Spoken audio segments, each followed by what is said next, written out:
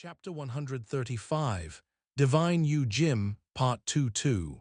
Translator, Strivon. Luo Nan could feel that his aunt was like a bird startled by the mere twang of a bow.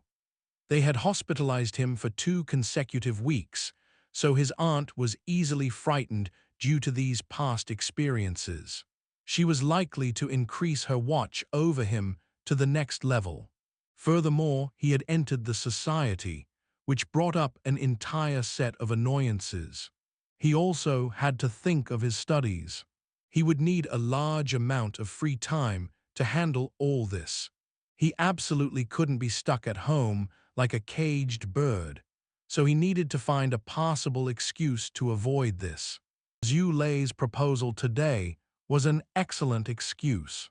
Divine Yu Jim was located in the River Wu district. Practicing martial arts was certainly something that required time. Perhaps it would even need one to take morning lessons.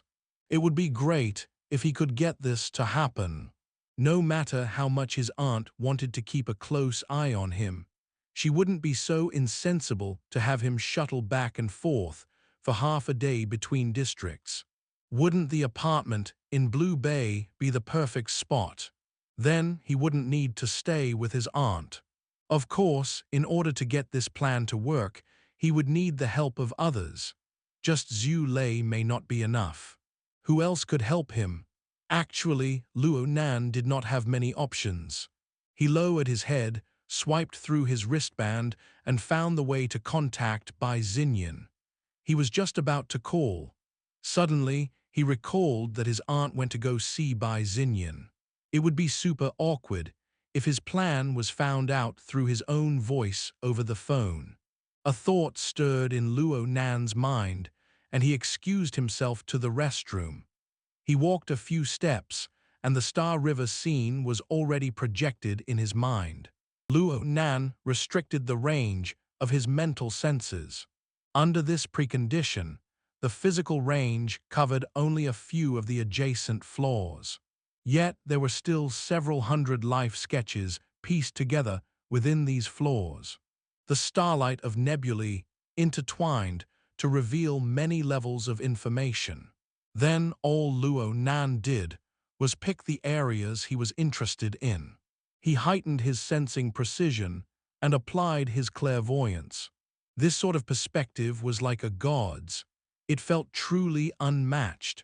But before Luo Nan could lock onto Bai Xinyan, he found another person instead. How strange, He Yueyin was actually still here. He Yueyin was walking within the building of Renai Hospital.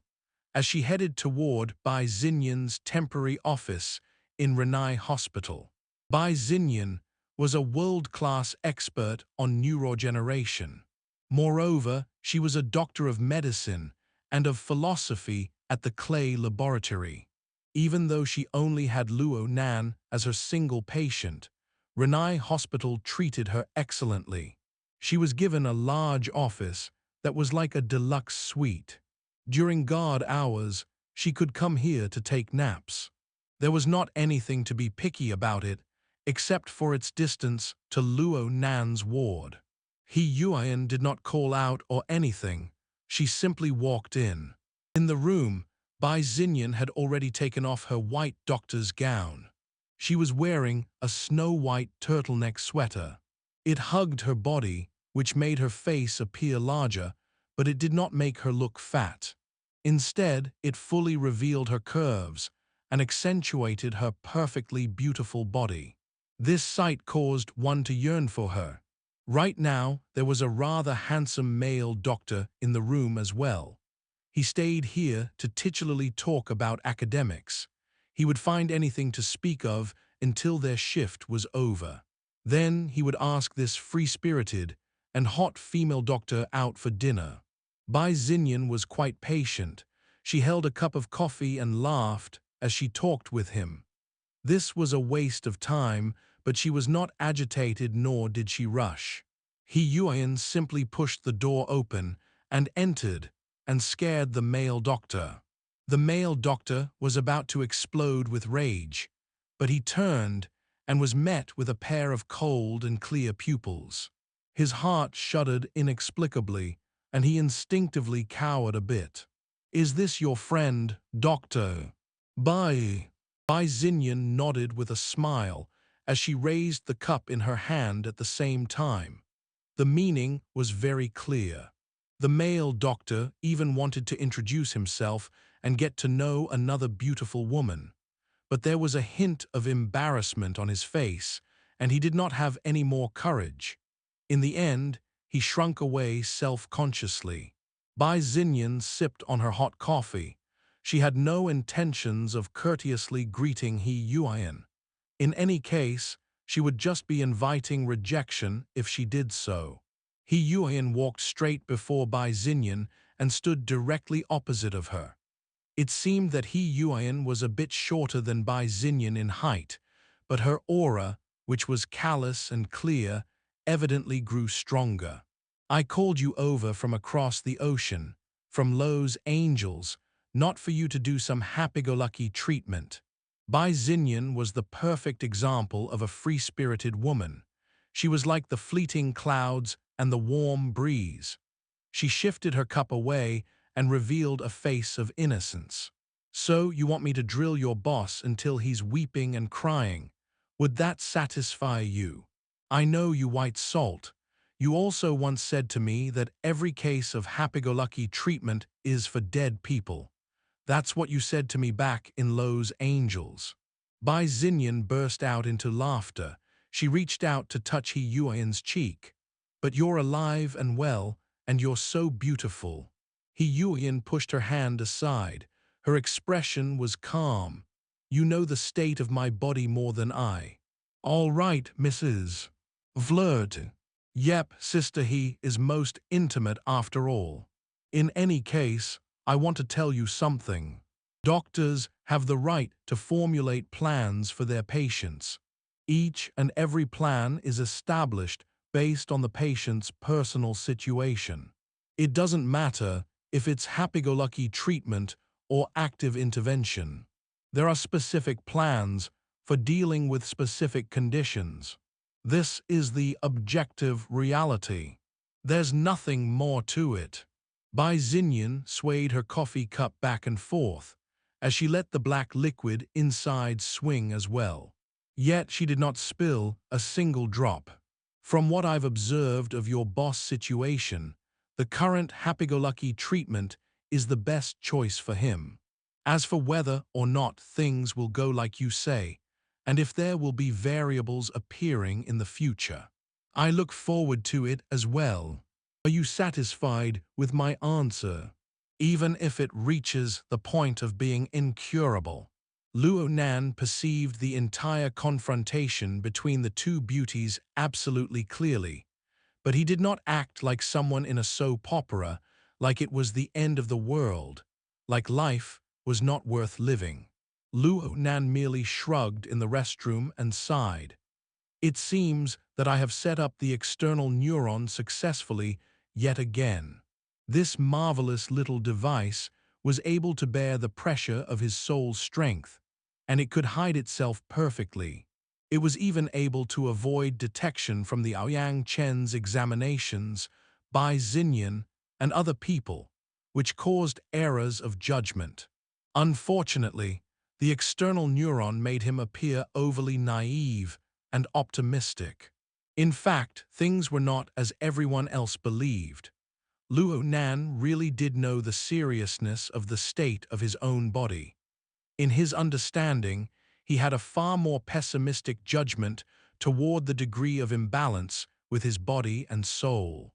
However, he was still able to bear it due to relying on the marvelous uses of the external neuron. Bai Xinyan's judgment over the state of his body did not scare him, but the concern hidden beneath He Yueyin's cool and calm demeanor was quite moving. At this time, Luo Nan could sense that his aunt would soon arrive at Bai Xinyan's office. He could no longer afford to tarry, so he rushed to give Bai Xinyan a call. The call startled Bai Xinyan as she was in the middle of a confrontation. She laughed and flashed her wristband to He Yueyin, Then she picked up call. "Student Luo Nan, where are you feeling unwell?" Dr. Bai, there's something I wish to ask you." "What is it?" "The endurance of my body. Are you peeping on us? You should be able to reach here with the range of your mental senses. I can only believe that you're feeling guilty about your actions if this isn't the first time you've come around like this." Bai Xinyan's gaze circled in the air for a revolution. It was as if she could really see through Luo Nan. Although Luo Nan knew she had not truly seen him, she still gave him a scare. However, he ultimately did not break his clairvoyance. He made some mental preparations in his mind and pretended that he was just watching Bai Xinyan with a special videophone. He took a breath and said, "I wanted to ask Dr. Bai if you would be so kind to grant me permission for normal physical exercise." "Oh, I said this before. You have to minimize the volume you do." "Not that, I just want to learn breathing techniques to alleviate my coughing." Bai Xinyan clearly sunk into deep thought, probably because this idea was outside her expectations. A moment later she said, "Where? A fitness center?" "Ah, no, Lista recommended it to me. It's a Diaoguan, a gym that he trains in." "Lista, Xue Lei." Bai Xinyan went into deep thought again after she confirmed the reason. He Yueyin gave Bai Xinyan a nod in this moment, which indicated her approval. If Luo Nan could see it, Bai Xinyan certainly saw it too. However, Bai Xinyan did not follow He Yueyin's script. She just revealed a mysterious smile. "What is the name of that gym?" Divine You Gym." Luo Nan felt something the moment the words left his mouth. He did not know if he imagined it or not, but the instant the two beautiful women crossed gazes, their expressions, aura, and the air became cold enough to cause Luo Nan to tremble from the bottom of his heart. Chapter 136, Time Bomb Part 1-2. Translator, Strivon. There was something wrong with this atmosphere. Luo Nan began to regret making this call. No. Indeed, it was correct of him to call. He had a cat-like curiosity in his heart, but ultimately He Yueyin and Bai Xinyan did not say much. Bai Xinyan responded with a very normal tone. "Well, if it's that Xue Lei, you can give it a shot."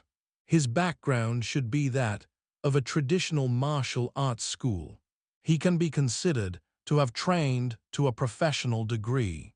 However, you must be aware that only gentle exercises, such as breath tuning, Tao Yin, yoga, and Tai Chi are suitable for your body. Such exercise plans will need to be recorded for research if the gym doesn't mind.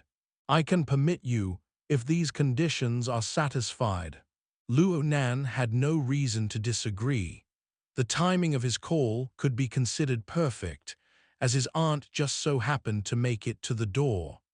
Luo Nan immediately hung up at practically the same time as his aunt began knocking. The two women with exceptional bearings locked gazes once more. Bai Xinyan looked around the room at nothing and made a faint humph. This made Luo Nan scream F***CK in his mind. His timing was too precise, and it brought suspicion upon him. However, Luo Nan had grown some thick skin after he thought about his potential future lifestyle. He had to see this to the end.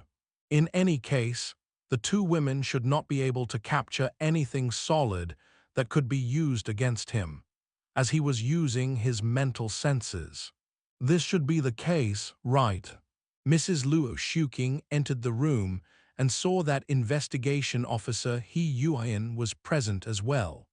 She was a bit surprised for a time, and her heart grew more vigilant. By now, she was absolutely unwilling to have her nephew enter the eyes of the police. Even though she knew that the problem was small, she was not willing to take any risks. He Yueyin understood the situation quite clearly. She did not spend time with words. Instead, She just gave Luo Shuking some greetings. Then, she brushed past Luo Shuking and walked out the door. Next, it was time for Bai Xinyan to put on a show. Perhaps Bai Xinyan's nature of a supervisor displayed itself, for Bai Xinyan handled matters very briskly. She relied on the mastery of her professional knowledge and used her silver tongue to temporarily dispel Luo Shuking's misgivings in a short few minutes. Moreover, she gave a proactive suggestion. Fair and moderate exercise is good for your nephew's recovery. As for how it should be done, the snooping Luo Nan naturally understood this quite well. He let out a long breath of relief. He remembered that Xue Lei was still waiting outside the restroom, so he stopped snooping and retracted his mental senses. Bai Xinyan sent Luo Nan's aunt away. Today's work was pretty much over. She really did not want to stay in this depressive building with endless illnesses, so she simply tidied up, put on her customary jacket, and left. She was off work now. Bai Xinyan took the elevator down to the parking lot and was mulling over whether or not she should hit Zhang Yingying up. They could hit up the clubs tonight. However, she suddenly felt something that made her stop in her tracks. She turned around and looked.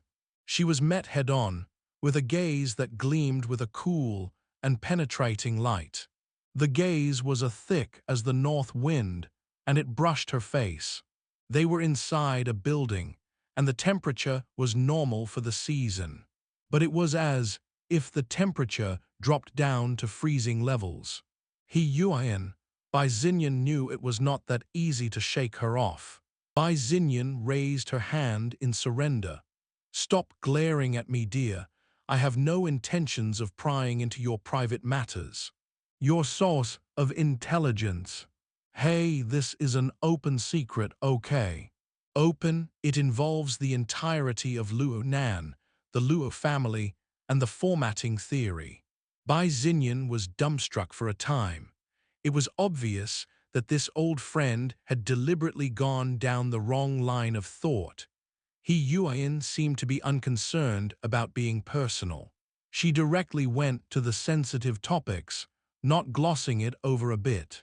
He Yueyin spoke aggressively. "Your academic advisor's laboratory works for Quantum Corporation to a certain degree. Remodeling the nervous system, the theory of evolution, and the archetype format are all of the same origins. The formatting theory of the Luo family should be what you all desire the most and are doing the utmost to obtain. However, why is it that you all haven't made a single action toward it in all these years? Or perhaps you used to long for it, but you discovered certain unpredictable pitfalls and flaws with it. Like what can be seen from Mr. Luo today. Are you showing off your reasoning skills?" Bai Xinyan straightened her jacket and zipped it up to her neck. She wanted to block the cold air that assaulted her face, but she could not avoid sighing. "Or are you saying that everything should be flipped down to the bottom with us here, while that peeping little fellow is on standby? You think that this would be better for him? Better for the current situation of Xia City?" He Yueyin locked onto Bai Xinyan with her glare. A moment passed, and she walked expressionless toward the sports car that Bai Xinyan had recently purchased. She simply opened the door, went in, and sat down. Bai Xinyan shrugged. She got in the car and started it. Then, she made a beautiful drift within the narrow space and rushed out of the exit. Soon, she merged into the rushing traffic of the city. Several kilometers away from Renai Hospital, He Yueyin opened her mouth once again. "Give me all pertinent information, all of it." "Don't have it." Bai Xinyan's response was brisk and to the point. Research concerning formatting theory was soon terminated. We obtained the conclusion that there was no value in continuing the research. I can tell you the reason. Through over 1,000 repeated experiments, we determined that there was no one who could endure the rapid growth of soul strength. Rapid growths. It looks like you only have a smattering of knowledge in regards to formatting theory. I can give you an overview. Do you need it? He Yueyin's eyes were slightly closed. She was completely silent. Then, don't resent me if I talk too much. Bai Xinyan's sports car was installed with a self-driving mode. She put her hands on the back of her head and adopted a lazy posture. According to the research line of Quantum Corporation, the formatting theory you speak of is confirmed to be a completely out-of-control way to increase soul strength. Its origin is Luo Nan from back in the day. It is also a sort of revelation your boss's grandfather obtained in the wilderness. This revelation is in the same vein as the gods of the various secret orders. It may be marvelous, but it wasn't unrivaled within that era. Of course, there are differences between the revelation and those bizarre gods.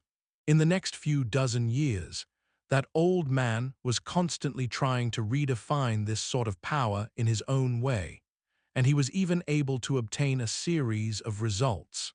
The results primarily involve two different paths. One is to get closer to the revelation itself, stressing differences in individuals.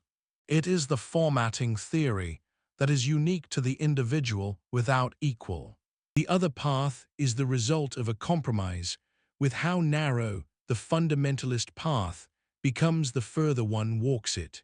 By mixing in modern scientific and technological capabilities, individual characteristics are lessened, the highest common factor is sought out, and a completely new theory is sorted anew from within. This is the archetype format. He Yueyin listened quietly.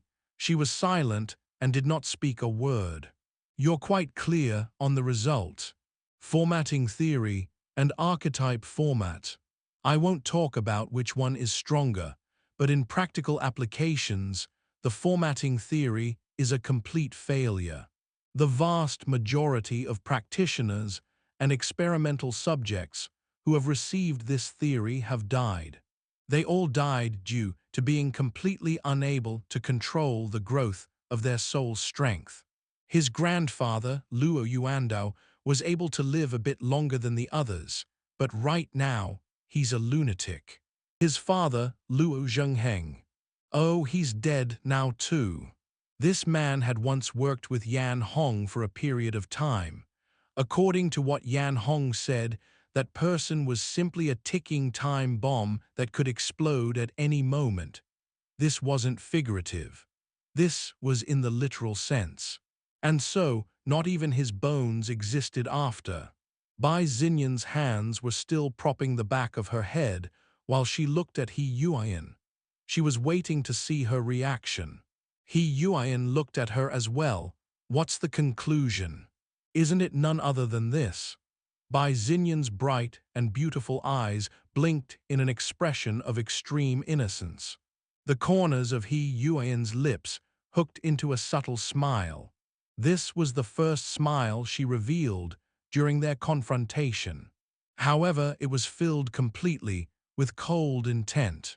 Even if formatting theory doesn't possess the value of a universal application, even if the death rate approaches 100%, is it within Quantum Corporation's persistent style to actually have zero interest in this method? This method to increase one's soul strength to the maximum. Chapter 136, Time Bomb Part 2-2. Translator, Strivon. From a capitalistic point of view, benefits could be extracted from everything the world had to offer.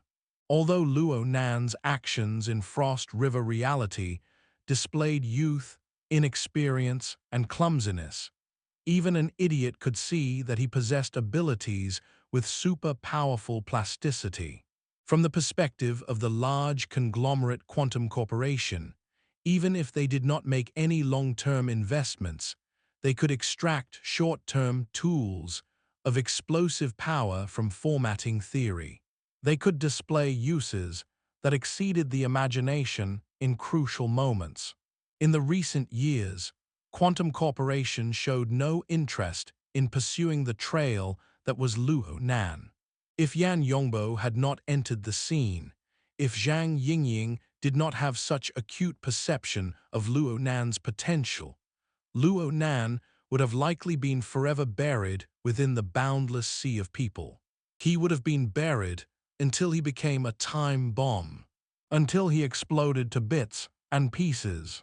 He Yueyin had absolute confidence that there were some shenanigans going on. So, just what was it that made Quantum Corporation give up on excavating this wealth that was Luo Nan? Bai Xinyan removed her hands from her head and stretched. What depth of information do you expect me to know with just me and my laboratory's research pool? This is everything that I know. It's up to you to believe it or not. Bai Xinyan took this stance, setting firm that there was nothing He Yueyin could do about it. The exchange and transmission of this information depended on Bai Xinyan's mood all this time. She was willing to say this much because she wanted to see He Yueyin's reaction. To be able to extract some juice from an already squeezed sugar cane was quite a surprise. Sure enough, He Yueyin did not continue to pressure Bai Xinyan. She just sank into deep thought. It was something that was able to make capitalists of boundless greed withdraw their hands, so it was probably a threat so terrifying that it was unstoppable. Or there could be something else that was enticing, something that could be harvested for boundless and enormous benefits. Or perhaps Quantum Corporation was trying to have its cake and eat it too. He Yueyin followed this train of thought. She took the information of Quantum Corporation and formatting theory that she had gathered over the years and rearranged them. She was trying to seek out a trail, but it would be hard to find a solution within a short period of time. At this time, Bai Xinyan stared at her with beaming eyes. "I've spent so many words on you. Shouldn't you answer my question?" He Yueyin's eyes remained half-closed. She ignored Bai Xinyan completely. However, she did not directly refuse her. Bai Xinyan was no longer polite after she saw this. "Let's talk about the matter with Frost River reality. Ouyang Chen may have stolen the show, but I find the deep participation of the government and military, as well as the ability users who were contained in the Logic World cage, to be of greater interest. An all-around coverage of social awareness, a major unification of political structure, the intervention between the inner world and the outer world, reaching a balance that is ultimately mixed as one. It seems that this is the manifestation of a certain someone's authoritarian governance theory." This line of questioning was indeed related to the question back in Luo Nan's ward. The question of whether or not He Yueyin's father was going to run for office. Bai Xinyan just pushed it a step deeper and showed her high attention toward the political situation with Xia City. She was extremely straightforward. He Yueyin maintained her silence against Bai Xinyan's questions. However, as long as He Yueyin did not outright refute Bai Xinyan would more or less have a basic answer in her mind. Bai Xinyan wanted to display a few comments on the matter, but He Yueyin visibly frowned. Soon, Bai Xinyan also received the same information through special channels. She swiped through her wristband and let the short message repeat itself in her pupils. The way the message was displayed was similar to its content. "Well, they sure do things consistently. Just 10 minutes ago in Bay City, on the opposite bank across the ocean, a Mindseer First Oblatum of the Order of Justice killed the vice president of the Ability User Society's One City branch. They did this without warning, which led to a fierce clash between the order of justice and the society. Similar matters will likely occur more and more in the upcoming future. Bai Xinyan revealed a mysterious smile. Even though not all future matters will be this serious, the tone has been set. In a few days, every branch will be in a state of emergency. Ultimately, the society will be under great pressure. They will certainly make a few moves. Your troubles always involve the society. He Yueyin only knocked on the car window in response to Bai Xinyan's commentary. Stop the car. I'll drive you there, it'll save time. No need. He Yueyin pushed the door open and got off the car at the temporary stop. She stood and turned her gaze toward the shadow of Renai Hospital, which was already left far in the distance. There Luo Nan was still living a comfortable life, as he worked hard. There was nothing wrong about this for a 15 to 16-year-old teenager, but just how long could these peaceful and calm days be maintained? Luo Nan did not know that He Yueyin's mind was troubled several kilometers away. Right now, Luo Nan's freedom plan was being carried out smoothly. With Bai Xinyan's cooperation and Xue Lei speaking on behalf of him, convincing his aunt was a reasonable matter. The visitation time ended. Xue Lei and Luo Nan's aunt left together. Then, Luo Nan made an appointment for a trial exercise with Xue Lei's gym. The matter was basically set. Luo Nan let out a long breath of relief, and his mind relaxed. His mind deviated in a different direction. He had never thought to tell others of the secrets that was his external neuron. He had never thought about this before. He was vigilant against Bai Xinyan, and he had always exercised a bit of caution. However, he never thought that concealing the external neuron would lead to He Yueyin, Bai Xinyan, and several other people making extremely pessimistic judgments toward the state of his body. The most notable factor was He Yueyin's attitude. She had supported him enough to make him embarrassed. There was a moment when he wanted to confess his secrets. But then he recalled the words that He Yueyin had spoken not too long ago. Everyone has their secrets, secrets only they would know. Luo Nan did not quite understand the deeper meaning behind those words, but rationally speaking, those words were more trustworthy than his emotional impulsions. It was the dead of the night. There was no one who would disturb him at this time. Luo Nan took a deep breath, and he fought against the itching urge to cough that floated up his throat. His mind turned inward as he sunk into the depths of his brain. A glowing streak of electricity roamed between regions of light and darkness within his internal vision. This was none other than the external neuron. Jack and the others knew it as the dynamo core. Under the interactions between the mental plane and the material plane, it manifested itself in this unusual representation. His senses delved a step deeper, and he received some kind of marvelous and real feedback. There was truly a real and enormous vehicle that he could feel. It was an enormous whole. It was like the void. This was what was displayed within. His soul strength had risen endlessly. Most of it was channeled into the external neuron. This was a separation. This was a buffer. It allowed the turbulent surging flood to turn into a vast and deep lake, which allowed Luo Nan to avoid the direct impacts of his soul's strength. This was the most life-saving function of the external neuron. Luo Nan named this function the hollow depository. He relied on it to persevere against his rapidly soaring soul's strength to this day. However, another week had gone by, as Luo Nan underwent Bai Xinyan's cage treatment. No matter how much he tried to exhaust his soul's strength, this was just treating the symptoms and not the root cause. It was still incapable of controlling the growth momentum of his soul's strength to a stable state. Even the hollow depository could not store any more of his soul's strength. More and more of his soul's strength was spilling out of it like overflowing water.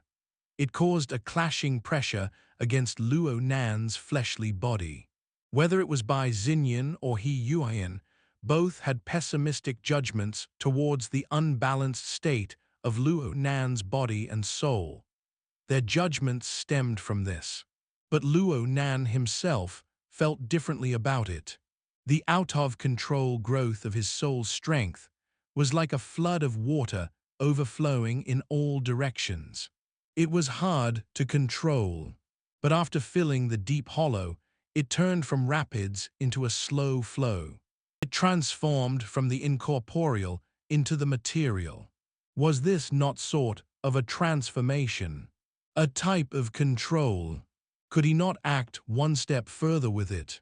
Moreover, a more obvious change occurred with the external neuron. It required his attention. Chapter 137, Imperfect, Part 1-2. Translator, Strivon. The user interface of the external neuron opened before Luo Nan's eyes.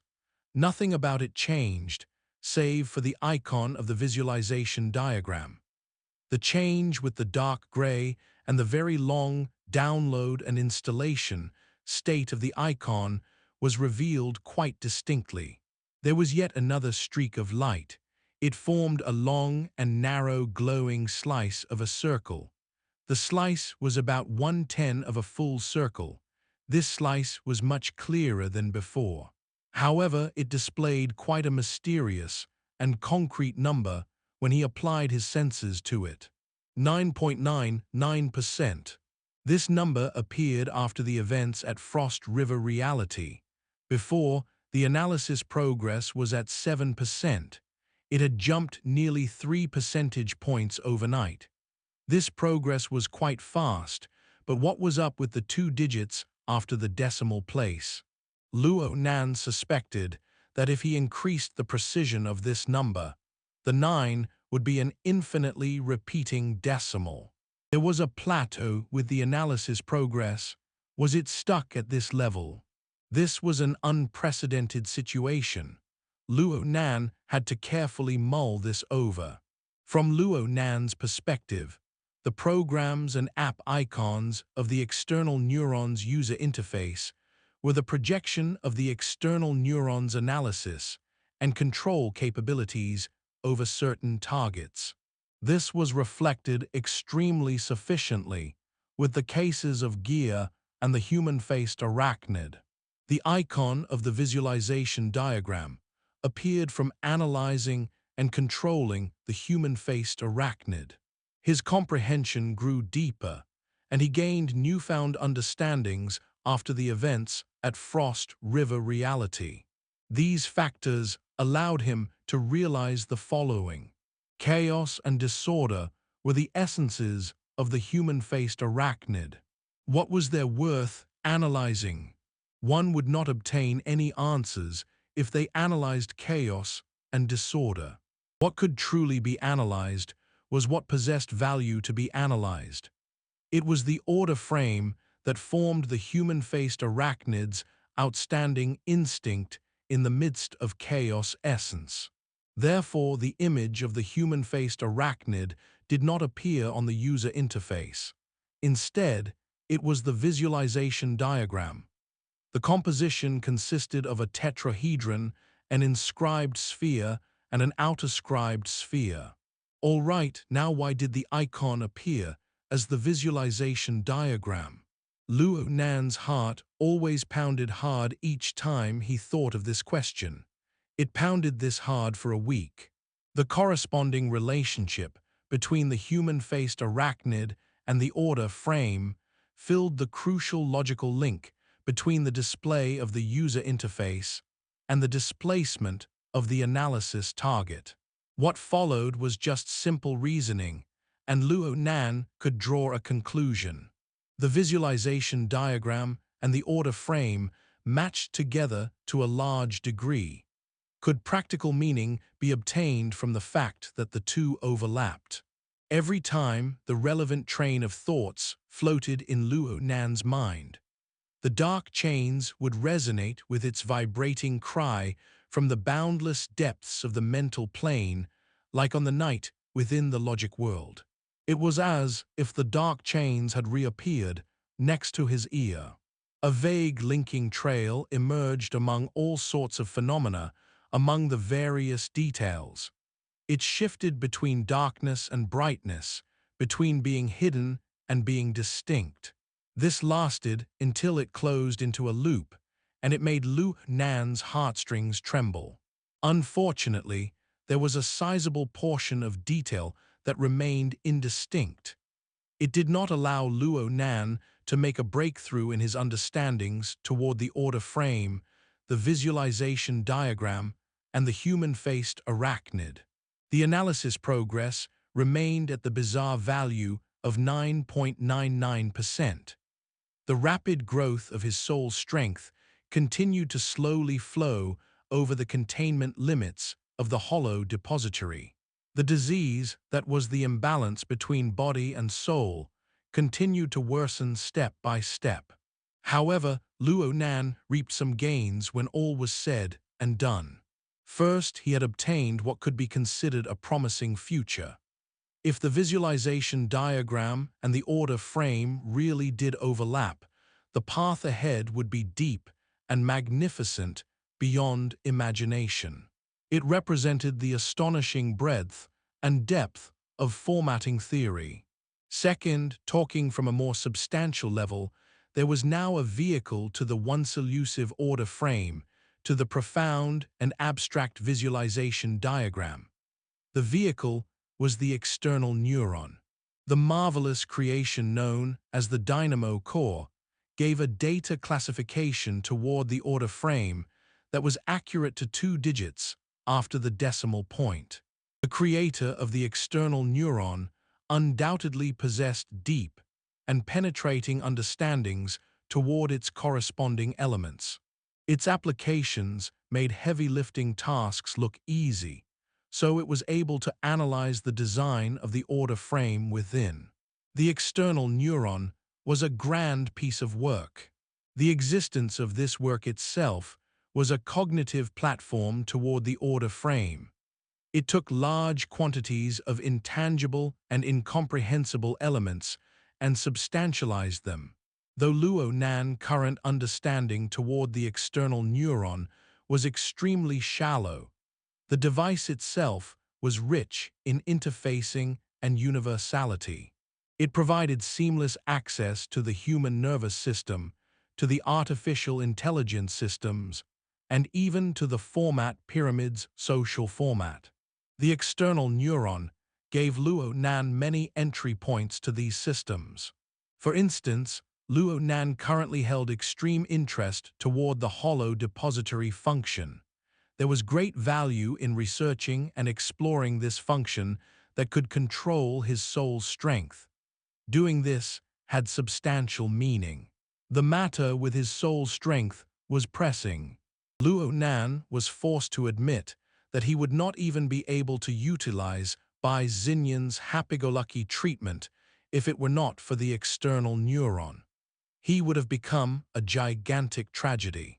Formatting theory was great and all, but what was up with this completely out-of-control growth? How did his grandfather avoid resolving this issue back when he was doing research this theory? Luo Nan thought back to the writings in his grandfather's notebook. In the end, he reluctantly admitted that it was hard for the answer to exist in the results of early-stage research. It looked like pursuing other clues in his notebook had to be put on the agenda. With this thought in mind, Luo Nan decided to get in contact with Octopus Bro, who was researching the molecular formulas from his grandfather's notebook. At the same time, Luo Nan could also ask about his grandfather's recent physical and mental state. As Luo Nan scrolled through his contact list to find Octopus Bro's avatar, his train of thought suddenly fixated on something. Mental state. This link, which he had neglected intentionally or otherwise, suddenly jumped into Luo Nan's train of thought. A devilish sound fluttered back and forth inside and outside his heart at this time. What had caused his grandfather to become a schizophrenic lunatic? Was it because of the psychological blow of having his own son betray him and steal the results of his work? Luo Nan had believed that this was the reason all this time. However, what if he looked at it from a different angle, from an angle he had once never imagined? Right now, there was a different and real angle placed before his eyes. How could a creator not be a practitioner? It was improbable for his grandfather not to use the results of formatting theory on himself. If this was the case, no, it had to be the case.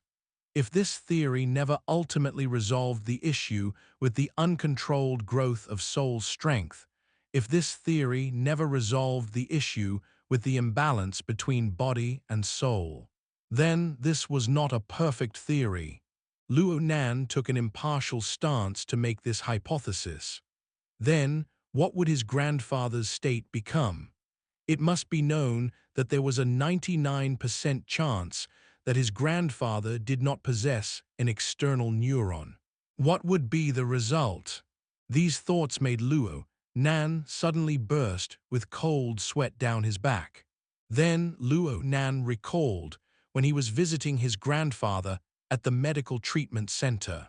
He recalled his grandfather's crazed words. He redeciphered and redetermined those words with his current understandings. It seemed that there was some extremely marvelous feeling of pertinence. The angle of this train of thought was clear, and the thoughts came surging like an opened floodgate. They rushed up and advanced straight forward. They were hard to stop. Luo Nan temporarily set aside the situation with his grandfather. There was something else. There was someone else. The person who had delivered the external neuron into Luo Nan's hands in such an unfathomable way. The person who one could not avoid, who one could not crack. The way he did things, his objective, his considerations, what were they? Luo Nan was lying down on his bed with his eyes wide open. He was completely awake. Chapter 137, Imperfect, Part 2-2. Translator, Strivon. It's on fire, it's on fire. Let the flames burn, burn through this cloak of dark curtains. A cloak, dark curtains. Suddenly, Luo Nan opened his eyes. He had yet to adapt completely to the lighting here, so he always felt that the wall lights were like flames on the eve of going out. They flickered uneasily under this cover of a cloak-like dark curtain. This cloak-like dark curtain pressed down over his body and isolated him from the world. His whole body became lethargic, and he was unable to spur some energy. It was as if he was oxygen-deprived. He understood that this feeling was bad. He removed his feet from the stool to lay completely on the ground as his fingers wrapped the circular chair above his body. The smart lights on the wall began to increase in brightness as it sprayed warm colors beneath. The imbalance between darkness and light took a turn. Shadows of the wall ornaments were projected onto the fine grain of the wooden walls and the bookshelves. These shadows formed a compositional whole. The composition merged together with an extended ladder, which caused this narrow space of 3 square meters to unfold and possess a marvelous sense of layers. Luo Nan felt a lot better. Right now, he was in the tree house of the withered tree sandbar. This room was a secret area his mother built. 2 weeks ago, he had come to the school for the first time. Thanks to multiple factors, the majority of people did not know that there was a student who had quietly faded away for a time before he had quietly returned. These included the fact that the school had an elective-based system, his small social circle, and Xi Jinping helping him arrange sick time off from school. After the conclusion of an entire day of courses, Luo Nan, the one and only official member of the ritual club, had arrived at Gia. He arrived at the treehouse that still remained unknown to most, and he rested there quietly. Here, time had washed away the aura of his mother, but countless minute vestiges still remained that highlighted her former existence. Luo Nan had meticulously tried to search for traces of his mother, but after a while, he felt that it was unnecessary. Then he sat in the resting area on the lower floor and focused his back on the designs that slightly protruded from the wall. He sat there in a daze. His mind was entangled with countless things, but none of these things possessed meaning. This lasted until he fell asleep in a daze. Then, his memories startled him awake, recollections of the mad words of his grandfather. Those mad words had tormented Luo Nan for the past 2 days, and he always sought to discern the logical thread hidden within them. However, this wishful thinking was like smacking one's head against the wall. It made one's brain go a bit numb. He glanced at his wristband. 2 hours had passed amidst his daze. He heard a sound come from the ladder below. This ladder was a convenient tool installed at the end of the long corridor, submerged with water. The ladder was used for normal entry and exit. It was one of the results of the work Xi Jinping did during this past half a month. It was half an hour into the afternoon. Soon, Xi Jinping made his way inside. There was now an additional person in the resting room, and it immediately made the space quite crowded. Xi Jinping simply sat on a step of the ladder. He yawned and tears came out of his eyes as he asked without thinking, "Have you seen the video I sent you?" Not yet.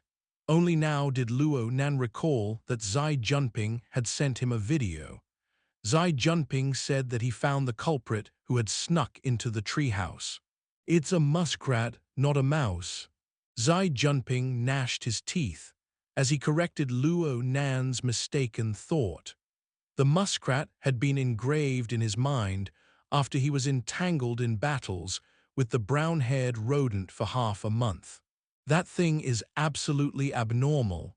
It's absolutely impossible for normal rodents to possess those reactions and that type of behavior.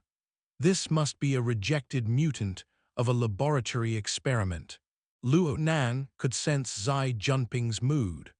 Xi Jinping's attention had to be on more than just a rodent. Xi Jinping had arrived today at Gia with a completely new look. It surprised Luo Nan. 2 weeks had passed, and Xi Jinping must have painstakingly racked his head and come up with a plan. There were few people who could treat Luo Nan this way besides Luo Nan's relatives, and the first was Xi Jinping.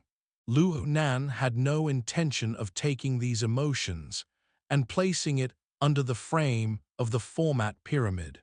Luo Nan was also unwilling to say dry words of thanks.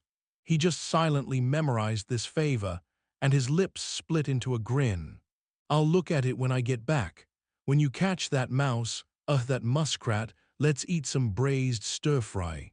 Xi Jinping's mind went wild as he imagined the beautiful scene of the brown mouse being tossed into a pan of hot oil.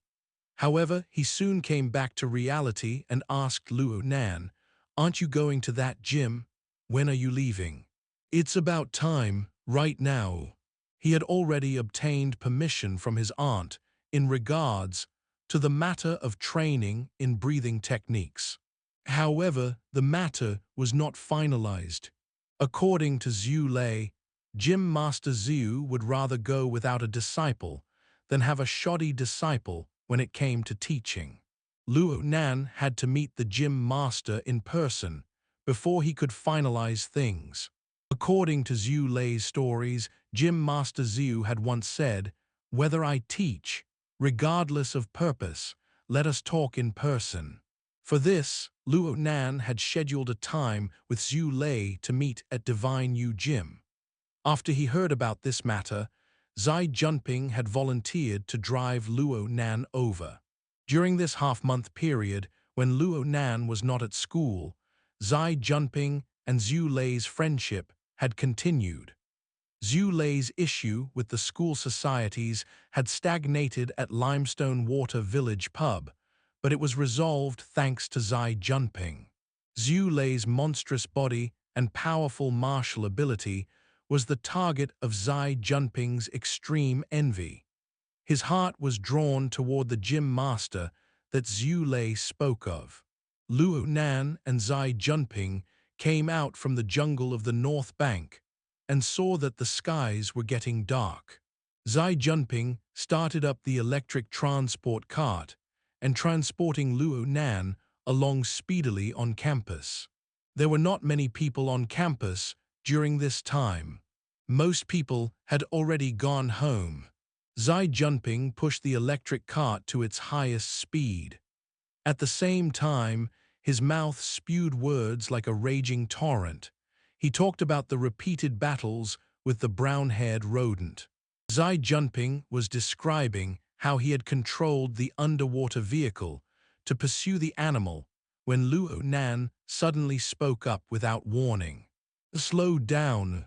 They had just made it to an intersection, and Xi Jinping instinctively pressed the brakes.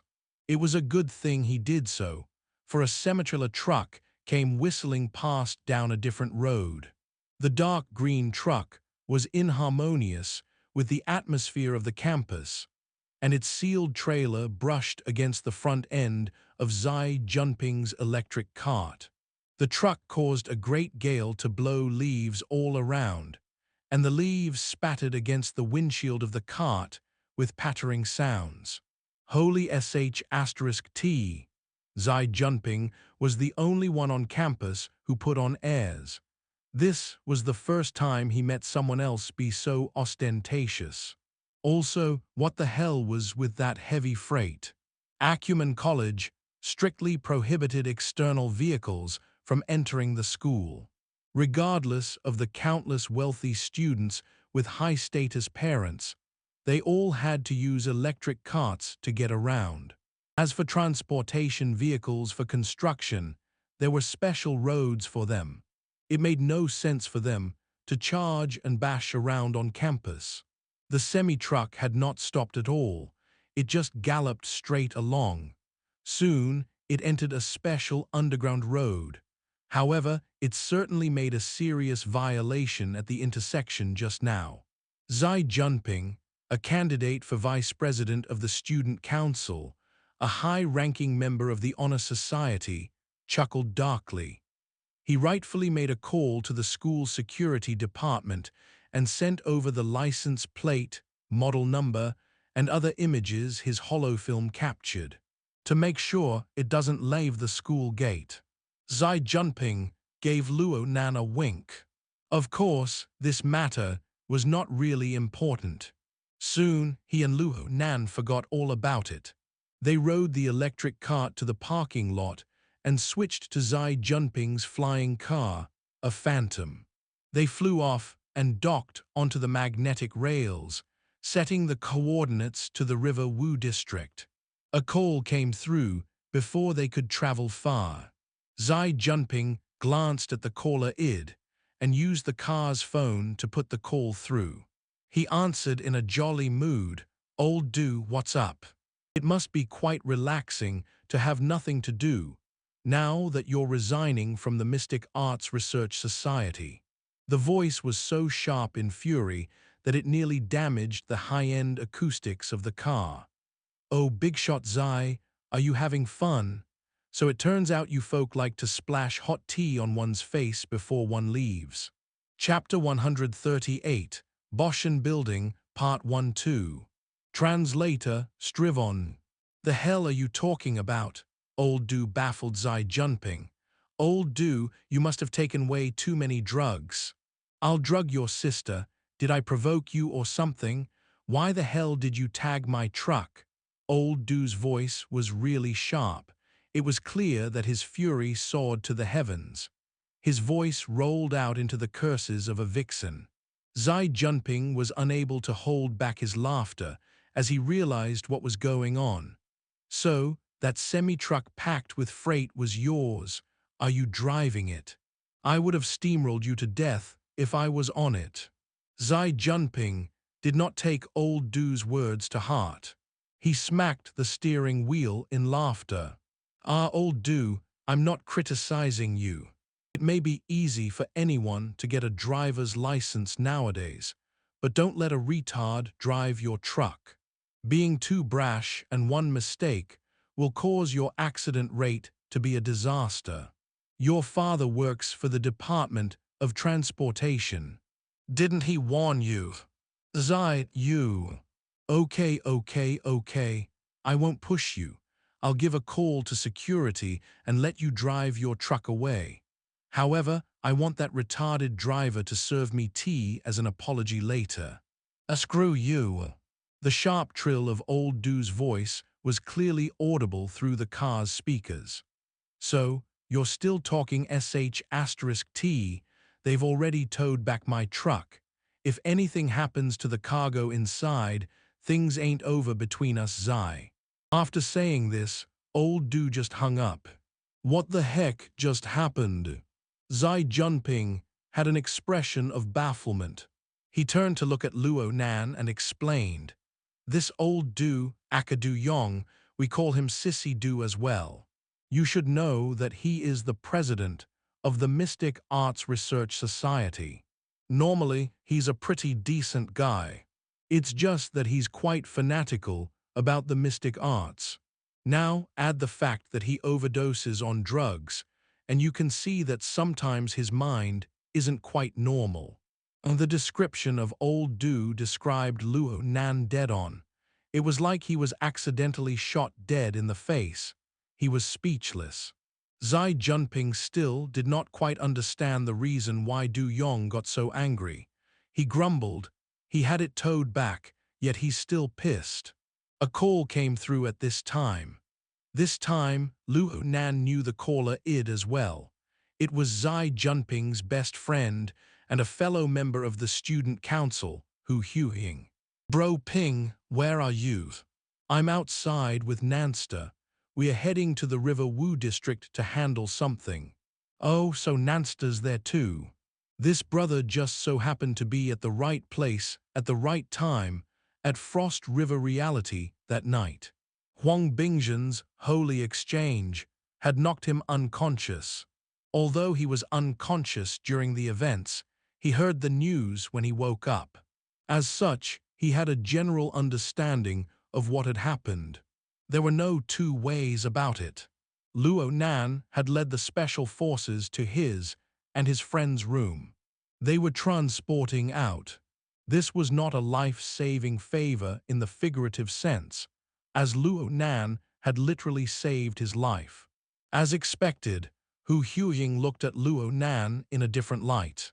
Luo Nan greeted He Yueyin as well. "Bro Hu." He Yueyin quickly cut to the chase. "I heard you just helped out the Mystic Arts Research Society. You got old Du's semi-truck confiscated." The logic behind He Yueying's words immediately befuddled Xi Jinping. "The heck do you mean, how did I help? The Mystic Arts Research Society.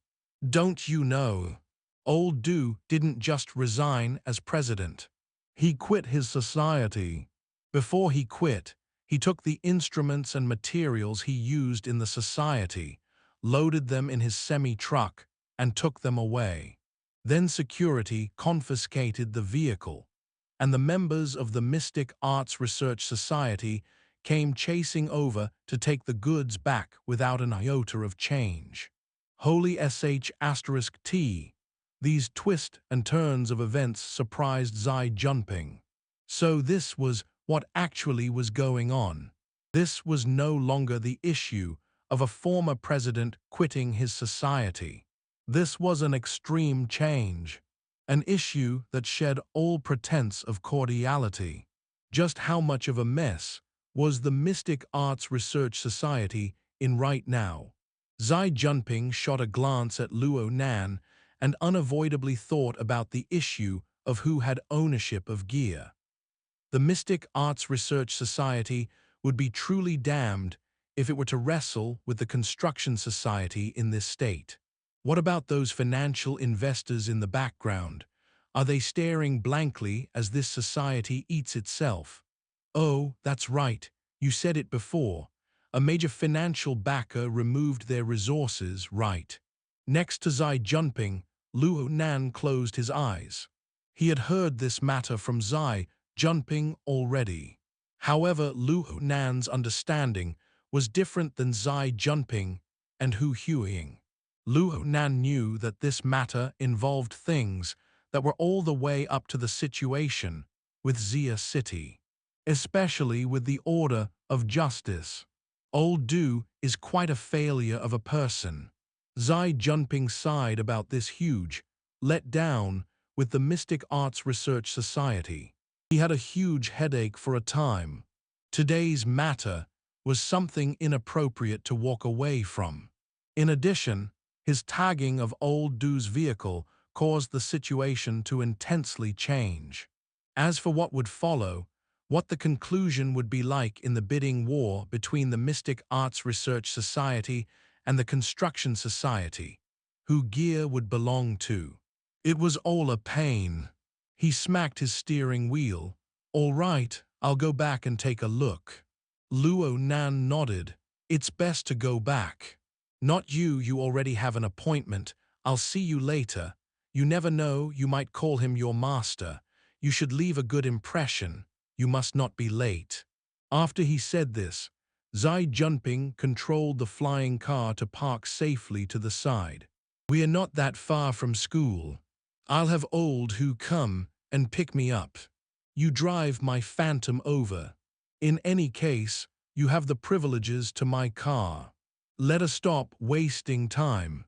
I'll contact you if something comes up later. Luo Nan looked at the time. He did not refuse.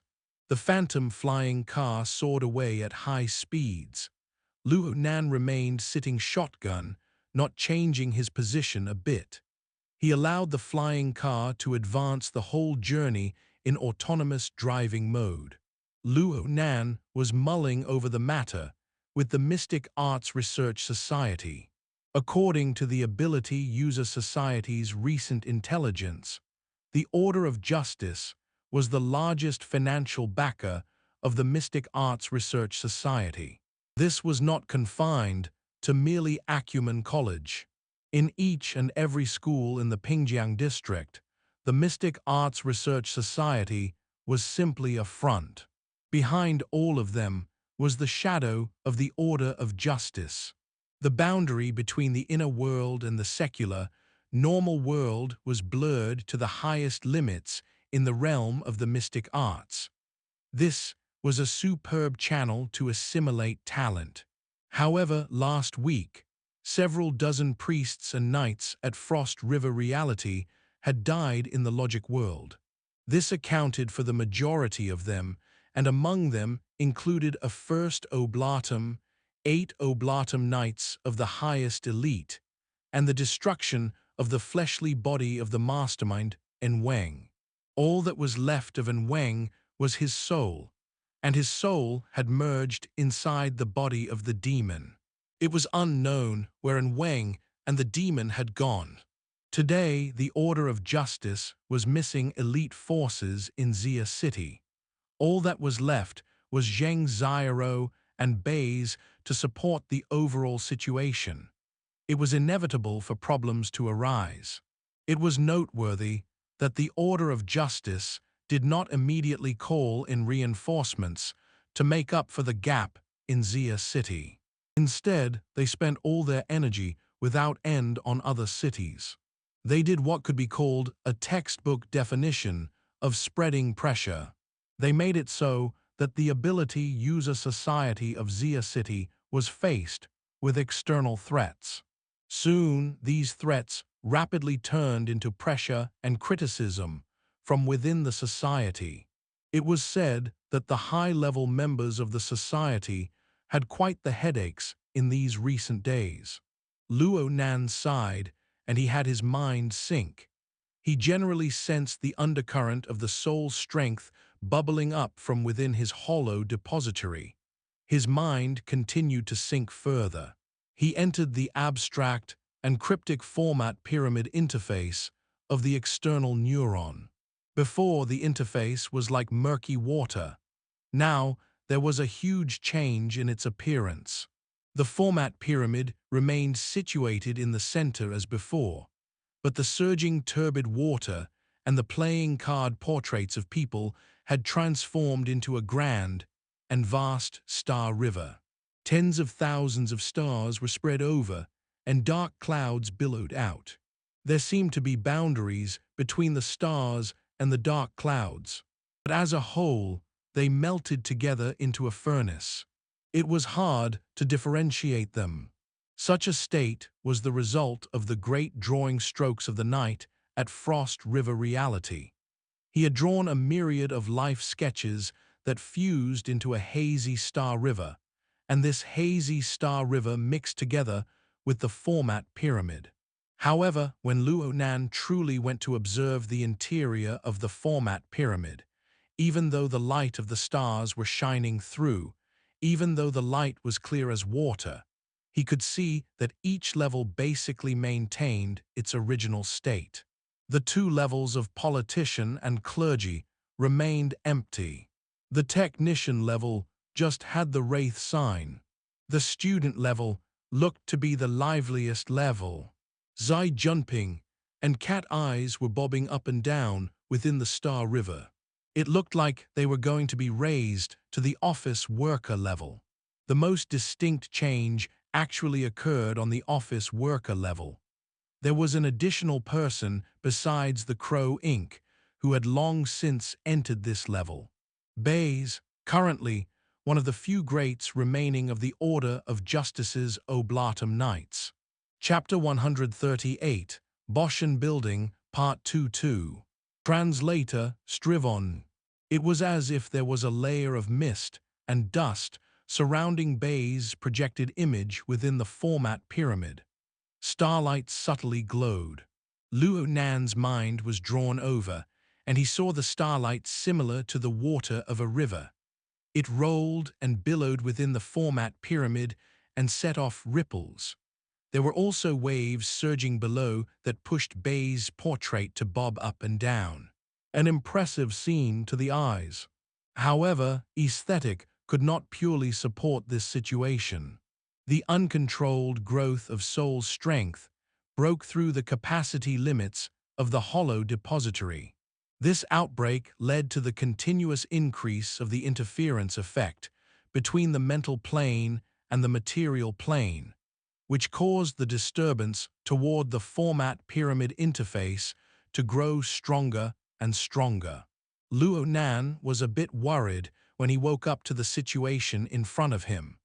The layout of the format pyramid and the rankings of his believers were going through huge changes. Luckily, no problems had occurred so far. His mind swept over Bai's portrait and touched upon some key openings. A long shadow steeped in darkness pierced through the clear rippling starlight. This was the instantiation of an order frame, the dark chains. These marvelous chains were like a dragon of legends. They bobbed up and down the endless star river, flickering in and out of sight. Right now, it spiraled around Bai's portrait as it emitted a faint noise. There was a meaning contained in its actions. It was likely showing the way to Bai's order. On the night at Frost River Reality, Wang had tried to control the demon without complete success. He lost control of the chaos element. The chaos element surged through the mana channels within the bodies of the Oblatum Knights and eroded their life force. This was the primary reason why the elites of the Order were all wiped out. Bai's had suffered from the attack then as well. He was on the verge of exploding and dying. In his moment of despair, he sought out Fairchild. He hoped to find an honorable death. But then Fairchild restrained him and requested Luo Nan to use his order frame to help Bai's find a new path to life. Luo Nan was in fact successful in doing so. Although chaos element might have eroded and replaced Bai's life, Luo Nan was able to establish a whole new restrictive order within this sheet of chaos. Bai's was relying on none other than this to live in this world. Yet it was also because of this that Bai's life was in Luo Nan's hands. Of course, Luo Nan had saved Bai's because Fairchild asked him to. Luo Nan was not going to really do anything to Bai's. Bai's was quite strong. Luo Nan was not sure he could stop such a person from seeking death. Luo Nan had not tried to do anything toward Bai's body after that night. Then Luo Nan had entered the hospital for treatment, vexed over the uncontrolled growth of his soul's strength. The high-level members of the Order of Justice called Fairchild back for questioning and investigation. The two sides did not contact each other at all. There were many moments when Luo Nan simply forgot about this matter. The unforeseen event with the Mystic Arts Research Society had wound Luo Nan's train of thought over here. He was thinking whether or not he should contact Bai's. He hesitated for a moment, but he still did not make the next move. Aside from the Wraith sign and ink, Luo Nan had yet to utilize this channel to make contact and control a single person.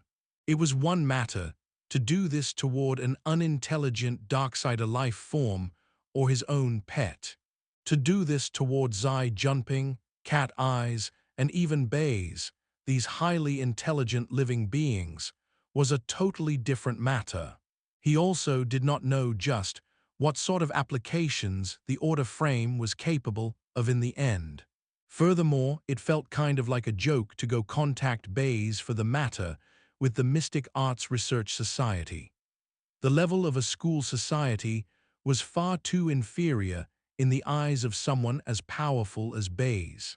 Luo Nan shook his head, and his mind departed from this space.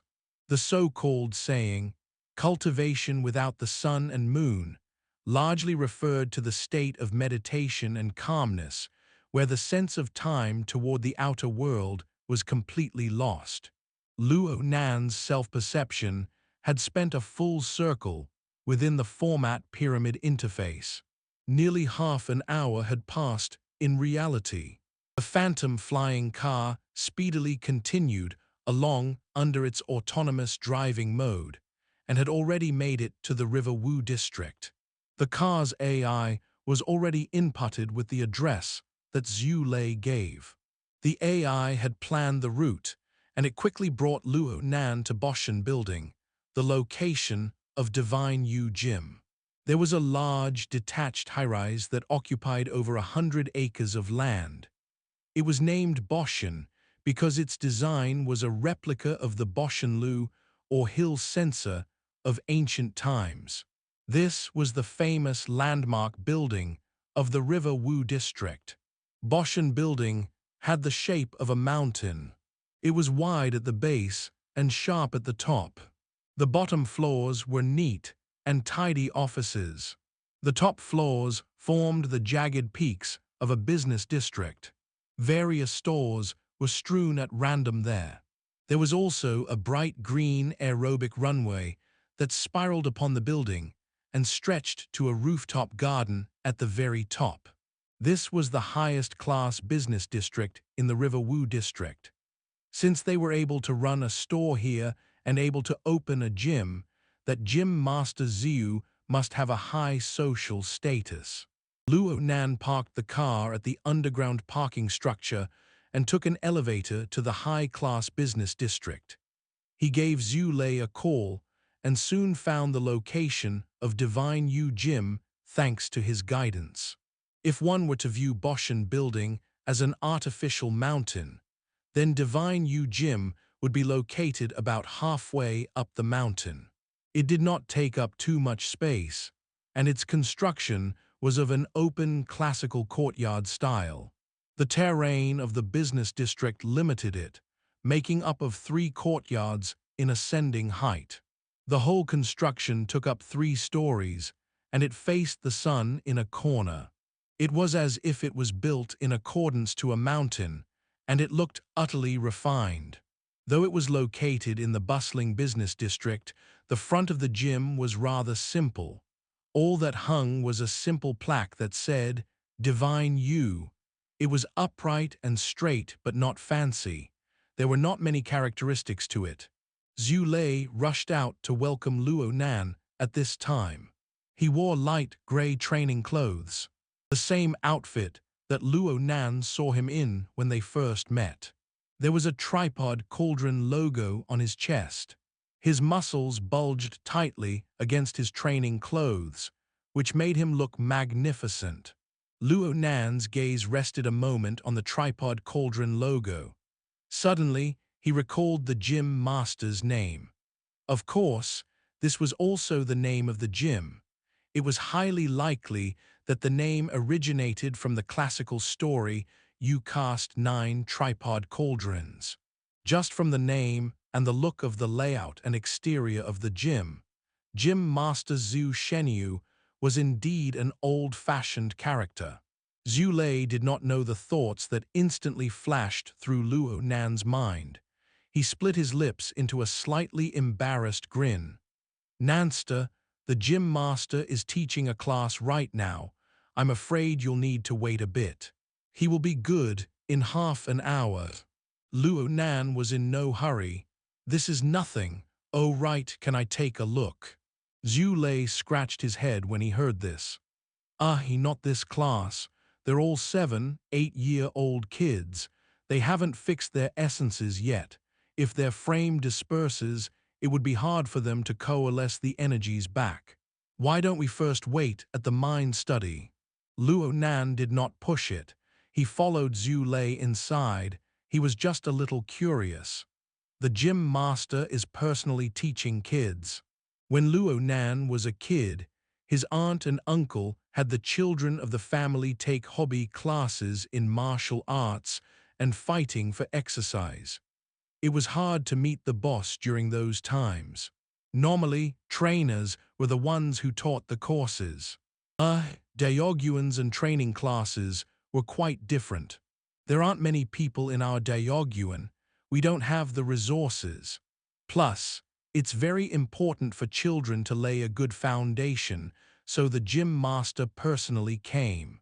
Xue Lei glanced around and whispered, "Actually, very few kids are able to endure. They can't handle the pain. The gym master says that there aren't many who can embark along his path, and it's not necessary to forcefully mold them. Yet he also can't hamper their progress. It's fine to turn them from stubborn stones to unpolished jades and reveal their light. Maybe one day in the future, they will receive a moment of enlightenment and still be able to rely upon this path." Luo Nan laughed as he looked at Xue Lei. "So you're saying that you're along the gym master's path?" Xue Lei answered a bit rudely, "Yeah, man. The gym master once said that I was quite like him when he was young." Luo Nan turned to look at Xue Lei's simple and honest face. He tried mixing Xue Lei's face with a sage-like old-fashioned character, but it was hard for him to imagine the resulting appearance. Chapter 139, Tai Kai Ball Part 1-2. Translator Strivon. The skies were already dark, and the Daoguan did not have many lit lights inside. The front courtyard was quite lively though. There were students and parents moving back and forth under the lighting. As they made their way to the middle courtyard, Luo Nan found a sparse amount of people.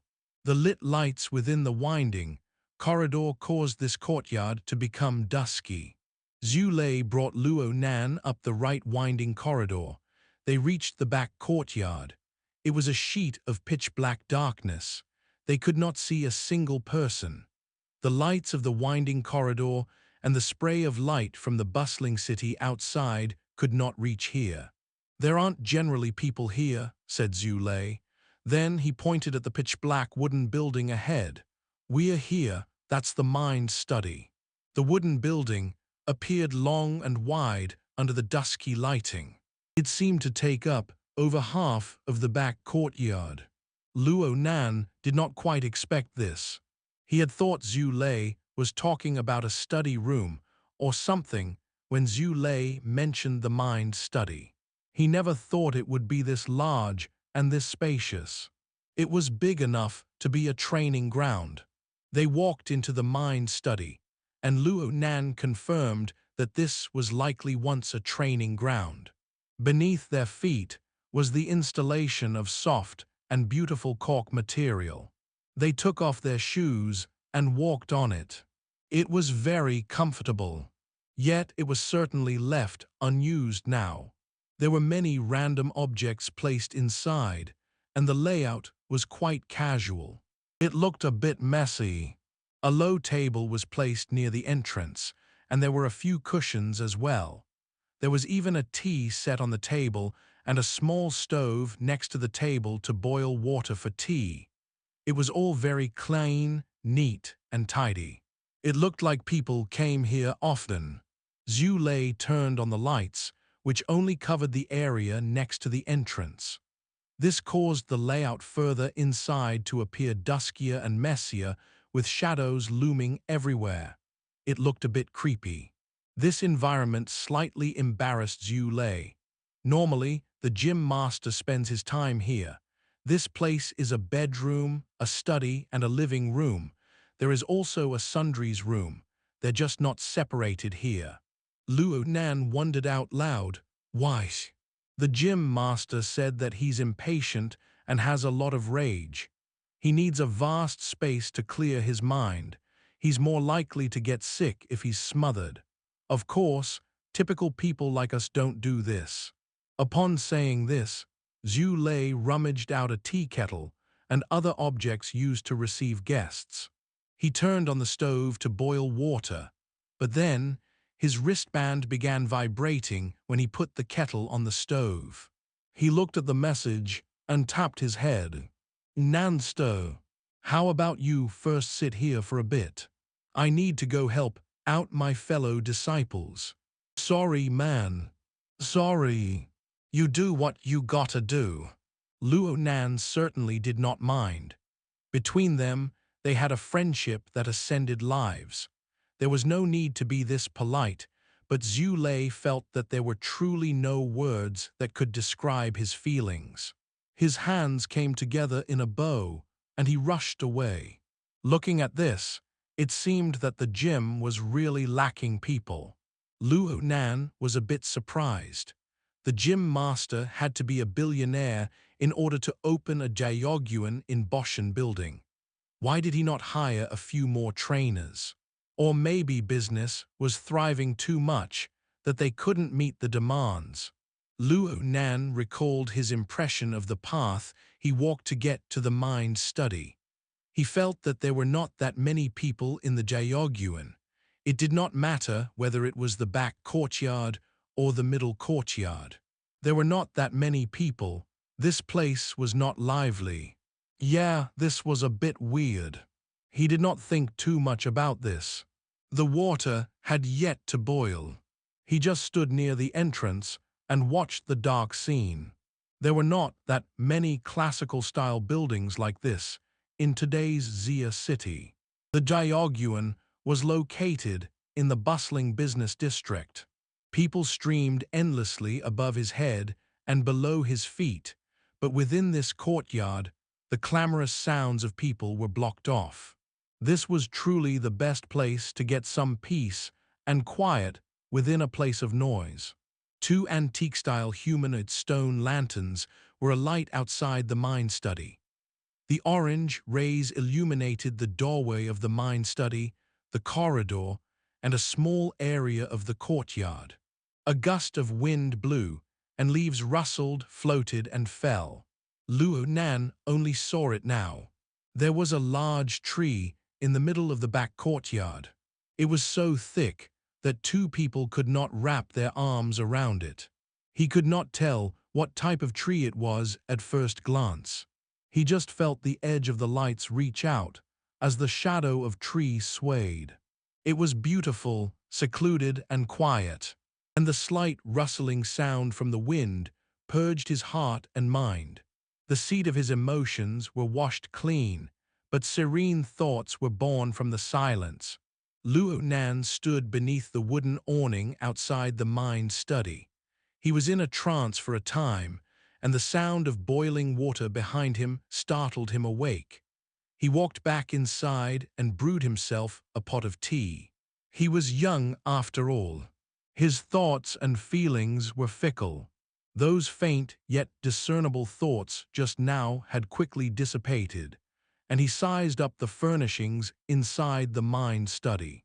This large open space possessed many functions simultaneously, and it made him very curious. He held the teacup, and his gaze flitted over the various arrangements in the room.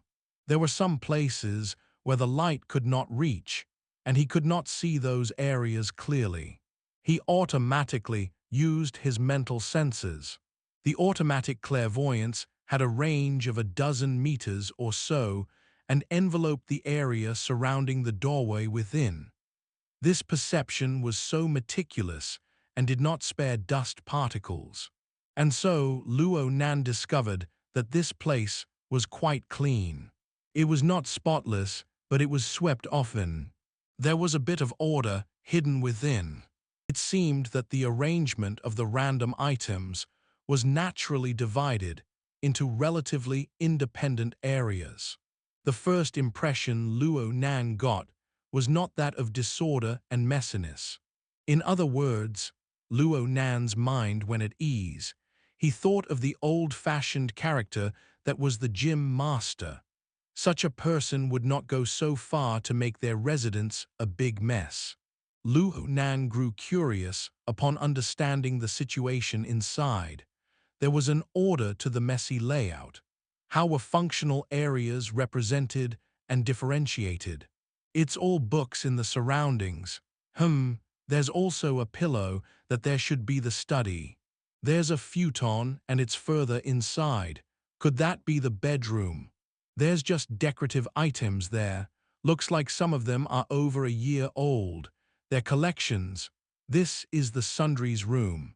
Luo Nan carefully went through each and every location and found pleasure in doing so. His gaze roamed around and back.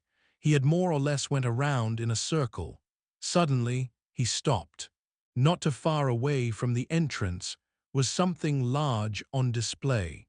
It was an enormous sphere so big that only a grown man could wrap his arms around it. The sphere was placed on the ground and was nearly half a person tall. It seemed to be made of metal. It looked very heavy. There was not anything else around it, and it looked quite towering. Luo Nan could not think of its purpose for a time, so he simply walked over to examine it in detail. He felt a subtle chill assault his face as he got closer. He touched it with his hand, and it felt ice cold. No doubt about it, it was made out of metal.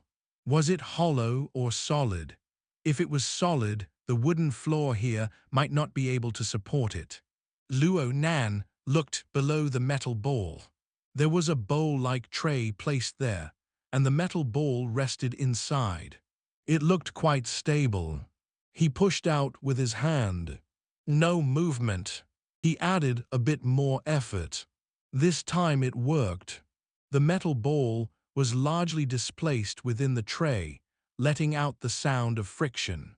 The sound was exceptionally clear within this empty and quiet room. Luo Nan panicked, and he rushed to stop his hand. But somehow, the way the ball and the tray were connected in this structure made it so that the metal ball began to roll a bit in the tray with just a bit of force.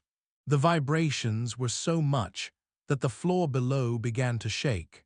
The rotating metal ball rubbed against Luo Nan's fingertips, and he was able to feel bumpy marks on the ball. There seemed to be intermittent lines and painted colors. This was completely unexpected. A slight rotation of the sphere had brought up a blurry pattern. It was even luminous, too. The style of the pattern was a bit strange. In his moment of bafflement, Luo Nan suddenly felt the blurry pattern being raised higher a bit. At first, he thought it was a misconception due to the rotation of the sphere, but the sound of friction from the rotation disappeared. The rotated pattern continued to rise until it reached his chest. Luo Nan lowered his head. All he saw was the connective portion between the metal bowl and the tray. He did not know when they separated. This sphere must weigh at least 100 kilograms. Luo Nan could not see anything supporting it, yet it floated above the tray as it spun and rotated. Chapter 139, Tai Kai Ball Part 22. Translator, Strivon. Luo Nan came to a sudden realization when he saw this. So, it turned out to be magnetic levitation. Superconductive technologies had made huge developments in today's world. Such objects were not uncommon. The heavy metal ball levitated in midair. It was still spinning. Luo Nan messed with it a bit, and the ball began to rotate a bit faster. The colored lines upon the ball joined together to form a clearer picture. Although Luo Nan could not really tell anything from it, the sight was quite delightful to the eyes. This toy possessed all the colors in profusion and was a bit like the levitating spinning tops that Mo Peng liked to collect when he was a kid. This one was just much larger. Perhaps this was a prop used in lessons for kids. Luo Nan fiddled with the metal ball and he touched the tray. Based on the movements back when the two objects were touching, it looked like superconducting materials were not used. Luo Nan could not help but wonder what created the force that allowed this magnetic levitation. He deliberately heightened the precision of his mental senses to penetrate through the outer shell of the metal ball. As expected, he discovered quite an odd mechanism buried within the center of the sphere, but it was not electrical in nature. Footsteps rang from outside the room amidst Luo Nan's moment of pondering. Xue Lei spoke out with a greeting, "Nanster, the gym master has arrived." Luo Nan hurried to the door and saw Xue Lei following a tall, lanky man that walked inside. Luo Nan could not see the man's face clearly, but he bowed in accordance to his earlier preparations. "Gym Master Xiu." A loud rumbling boom sounded out and exploded in the empty room. The scare caused Luo Nan to jump, and he turned around to look. He saw that the levitating metal ball had fallen, smashed to the ground, and flipped the tray over. The ball rumbled as it rolled upon the cork flooring. Xue Lei had the fastest reactions. He rushed over and caught up to the ball in 2 to 3 steps. He stopped the metal ball with his hands. Aside from the fact that Luo Nan was obviously embarrassed, Luo Nan also froze on the spot. He did not know what to do for a time. Xue Lei rolled the metal ball back into the tray, and he even remembered to cover for Luo Nan. "It's nothing, it's nothing. Gym Master Nanster, you all talk first."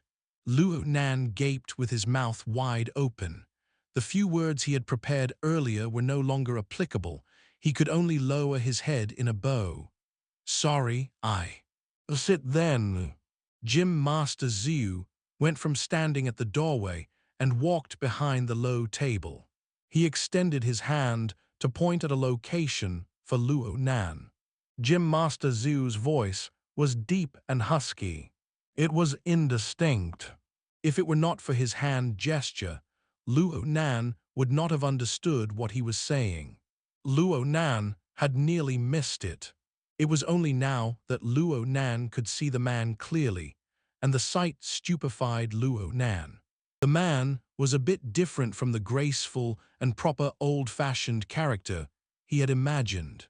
Gym Master Xiu looked to be in his mid-40s. He was extremely skinny and lanky, like bamboo pole. The night breeze blew in from the outdoors, and the gym master's classical-style robes rustled. It seemed that the wind could carry him into the air at any time. The difference in the lighting inside and the lighting outside smeared several shadows onto the middle-aged man's withered cheeks. At first glance, the man looked to be all skin and bones. It looked like the forces of nature were on the verge of peeling off his skin. Honestly speaking, this gym master was not good-looking, but Luo Nan was not unfamiliar with this image. The torment of his grandfather's ailment over these years left a result like this. It cannot be. The gym master's body was in ill health. Gym Master Xiu was the first to kneel down. Luo Nan knew this was an ancient rite, and he copied the man's actions. But Gym Master Xiu just fiddled with the tea set. It looked like he was going to treat a guest for tea. Luo Nan mulled over some wordings in his mind, but unfortunately, conversations were not his expertise. He needed time to figure out what new things to say, so he could only maintain his silence. The training grounds were quiet and noiseless for a time. The more quiet it was, the more awkward it became. There were several instances when Luo Nan wanted to speak, but he was unable to find a way to start. He could only find himself some things to do. He used his mental senses to observe what Xue Lei was up to. Xue Lei flipped a switch after pushing the metal bowl back into its tray. The outer shell of the metal bowl opened up, and Xue Lei took out the installed machinery from the cavity inside. The machinery also had the shape of a sphere, but it was just the size of a fist, 6 to 7 centimeters in diameter. A fine layer of metal mesh wrapped the outer layer of this small sphere. The inner layer was an installation of a device similar to a gyroscope. Xue Lei pounded it twice, then scratched his head. Clearly, this toy was broken. This shattered the last of Luo Nan's few hopeful thoughts, but this also gave him the chance to speak. He lowered his head and apologized. "I'm sorry, Gym Master Xiu. Halfway through his words, Luo Nan was unable to think of a way to explain what had happened with the metal ball. He went to a sudden stop, and visible sweat appeared on his forehead. Gym Master Xiu was pouring water into a cup at this time. He heard Luo Nan and looked up to give him a glance. "Tai Kai ball. Yes, Tai Kai ball. I will absolutely fix that Tai Kai ball." Cough. It seemed that Luo Nan was destined to be unable to speak a complete dialogue today. The itching sensation had risen up his throat in this moment. Luo Nan could not stop it, so he could only turn his head and cough twice. Gym Master Xiu did not seem to care. It was already broken. It's already quite bizarre for it to last until now. He pushed a cup of tea toward Luo Nan as he spoke. The itch in Luo Nan's throat had yet to fade. Luo Nan accepted the cup, but he did not dare to drink. He was scared that he could not hold back the cough and would spit the tea out. This was likely disrespectful of him, but Luo Nan was quite helpless in this matter. Gym Master Xiu picked up a cup of his own without concern for Luo Nan. He drank the tea in one gulp and minded his own business. Then he lowered his head and played with the cup in his hands. They had exchanged a few sentences, and now they were back in a silent state. Luo Nan really did not know what he should do for a time. Xue Lei saw that things were not going well from over yonder. He disregarded the matter with the Tai Kai ball and hurriedly inserted the mechanical device back into the cavity. He walked over with brisk steps. Then he knelt and sat to the side. He poured more tea for the two, gave Luo Nan a stealthy wink, and deliberately spoke in a loud voice. "Nanster, no need to be too restricted around here. The gym master doesn't care for customs and rites at all." Luo Nan looked at his own kneeling posture. Then he looked at the cup in his hands. He was speechless for a moment. Luckily, Xue Lei's interruption had brought Gym Master Xiu out of his silent state. The Gym Master's head was still lowered as he played with the cup, but he finally spoke. "I heard a few things about you from Xue Lei. He recommended that you learn breathing techniques to treat the symptoms of your cough. However, I am not a doctor, and there's nothing mystical about breathing techniques." Luo Nan listened attentively and carefully. He was scared that he would mishear the Gym Master, but Luo Nan was suddenly surprised when he heard the latter sentence. He glanced at Xue Lei, who gestured a "don't worry about it" back. Xue Lei. Gym Master Xiu suddenly mentioned Xue Lei's name. This startled Xue Lei. He rushed to straighten up. He sat upright and still. "Gym Master, what did you say on that day?" Xue Lei's mouth gaped open, and a few uhs came out of it before his thoughts became clear. He spoke very carefully. "I said that you, the Gym Master, has once said, breathing in, one can observe the inner organs, move a myriad of veins, and take in the soul." Those words. Xue Lei did not mention the more abstruse words near the end, like observe heaven and earth, know yin and yang, and visit the divine. But the meaning was certainly there. Then came 5 to 6 seconds of the Gym Master's silence. The cup just twirled within his withered and bony fingers and palm. Right when Luo Nan believed that the Gym Master was angry, the Gym Master slowly raised his head and aimed his sunken eyes at Luo Nan. "I speak abstractly when I teach. Duality and parallelism of words. They give today's youngsters a deep impression, and it allows them to remember a few words. This avoids a teaching style that is stiff and rigid, which may make their cultivation become bad." The fixed stare of Gym Master Xiu raised Luo Nan's hair, but he still replied, "Yes." Luo Nan had to admit that he did not have much belief in those abstruse descriptions, even though there was the living case of Xue Lei placed before his eyes. Luo Nan did not really hope that learning breathing techniques would be able to cure him of his ailments. He mainly wanted to avoid brushing away Xue Lei's sentiments, and he wanted to have a more convenient life in the future.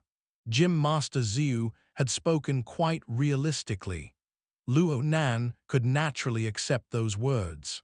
Another few seconds of silence passed before Gym Master Xiu opened his mouth once more.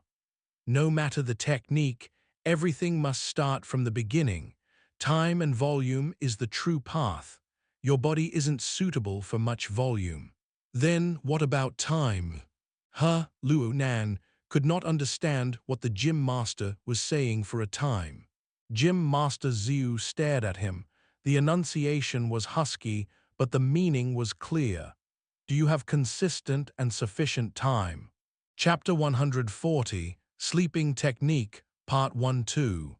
Translator, Strivon. Luo Nan understood the Gym Master's meaning, but his thoughts were unable to turn around for a time. He hesitated in his answer. Gym Master Xiu produced even clearer points. "You are a student. You have other matters to attend to. I can teach you, but do you have enough time to take in and absorb my teachings?" Luo Nan was speechless.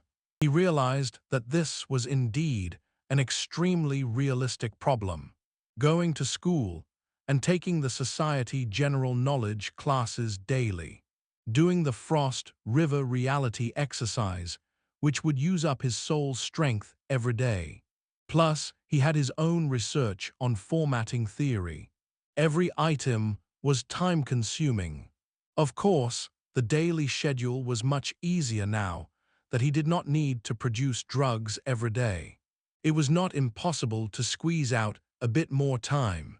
However, this time was bound to be scattered, fractured, and unacceptable. Would he be able to guarantee good learning results in this case? Luo Nan looked at Xue Lei. Xue Lei was also stupefied. Clearly, he did not think about this. In the end, it was Gym Master Xiu who suggested a realistic approach. Write up a schedule.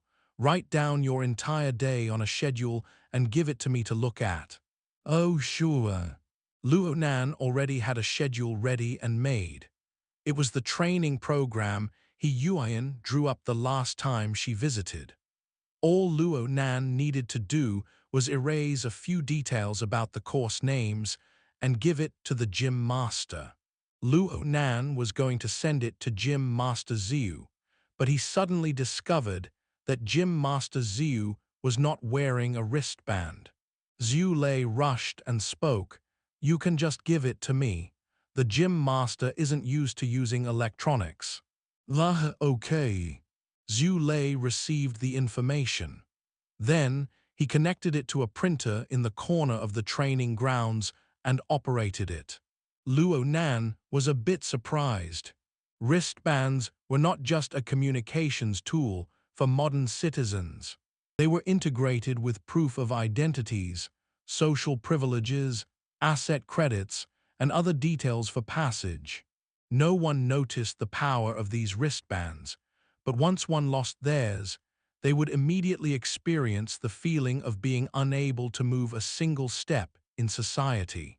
Luo Nan's uncle worked for the SCA. His uncle had taught the kids specific topics on social experiences, which left a very deep impression on Luo Nan. The machine buzzed as paper passed through it. Finally, Luo Nan matched Gym Master Xiu with his preconceived image of an old-fashioned character. Was this not a possible reason to explain the Gym Master? Xue Lei brought the printed schedule over. Gym Master Xiu lowered his head and skimmed through it. He calmly said, "Who arranged it?" Luo Nan was startled, but Xue Lei laughed before he could respond. "Is it Secretary He?" "Yes, you're right, it's Sister He." Gym Master Xiu shook the paper lightly, which caused it to sound out with a crack. Then, he placed the paper on the low table and placed a cup that he had been playing around with upon it. "It's quite decent. You still have the time to sleep. If you want to learn my breathing techniques, you must ensure that you get at least 6 hours of sleep a night. Learning to breathe shall start with sleep." Luo Nan was stupefied, and he instinctively turned to look at Xue Lei. Xue Lei gave him a wink and motioned for him to agree to it. But Gym Master Xiu spoke before Luo Nan could talk. "No need to rush in your answer. Go back and think it over. Think of whether or not you can maintain steady work and rest. Then, make your decision." Then Gym Master Xiu raised a hand and motioned that Luo Nan could leave. That was it, this big gym master. Was he easy to talk to, or hard to talk to? Luo Nan was a bit unused to it, and his mind was sluggish. He followed Xue Lei's lead, saluted to Gym Master Xiu, and bid his farewells. The two went back through the same corridor. On the way, Luo Nan was still wondering, learning to sleep.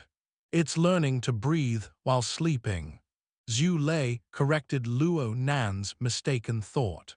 The sleeping immortal skill, the nose-locking technique, the dormant dragon, and similar techniques have existed since ancient times.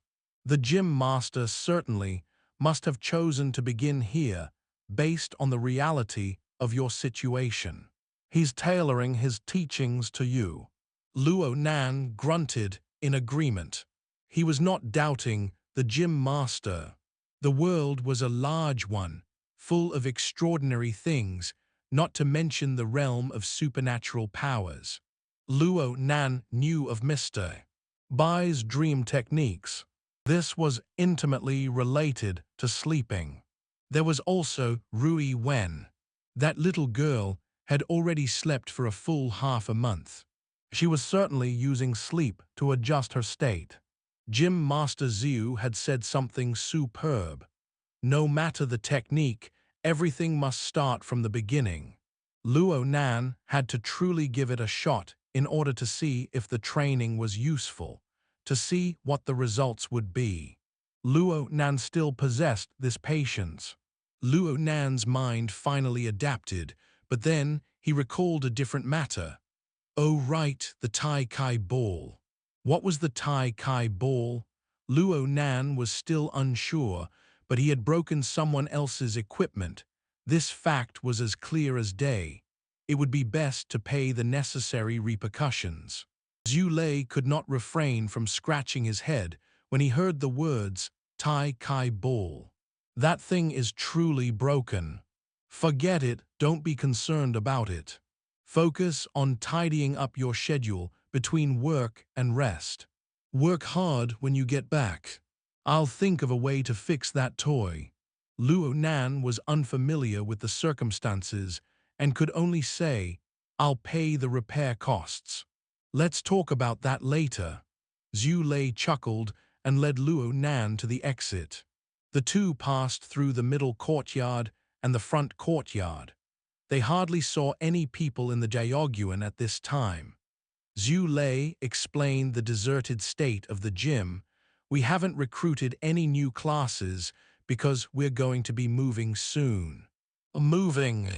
Luo Nan had been in the back courtyard for around half an hour and had a deep impression of the silent and serene feeling. They were going to move from such a great location. Xue Lei sighed.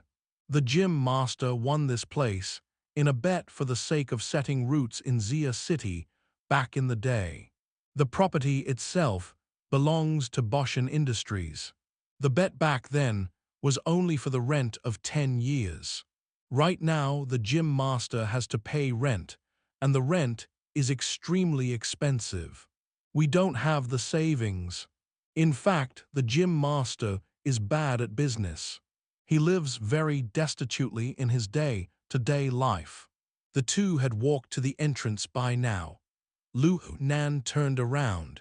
He found it hard to imagine not being able to make money in such a bustling location.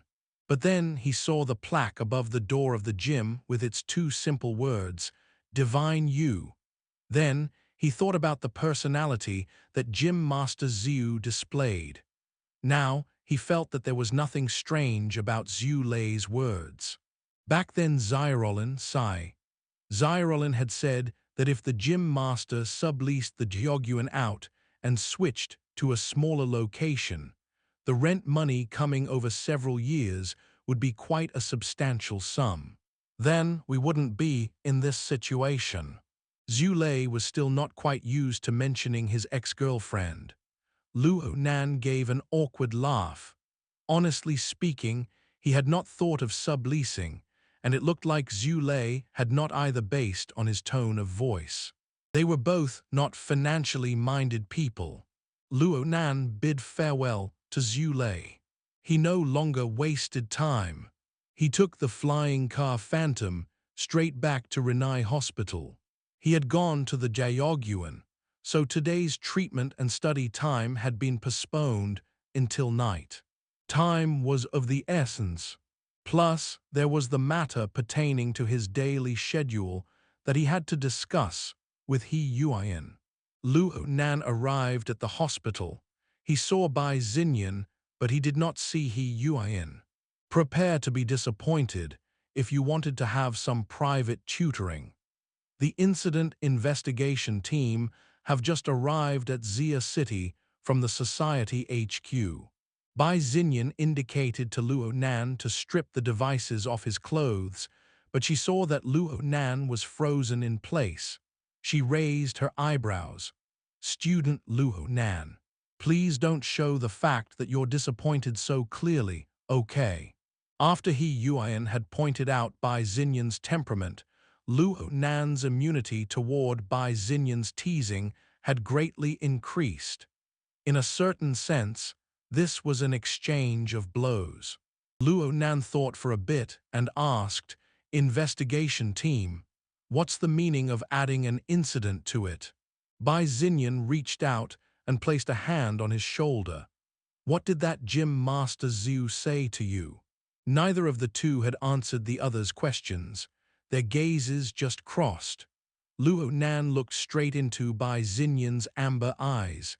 His heart inexplicably beat a bit harder, but soon his mind settled down. He did not blink at all. That's a wrap for this installment. Thank you all for watching and supporting Lord of the Stories.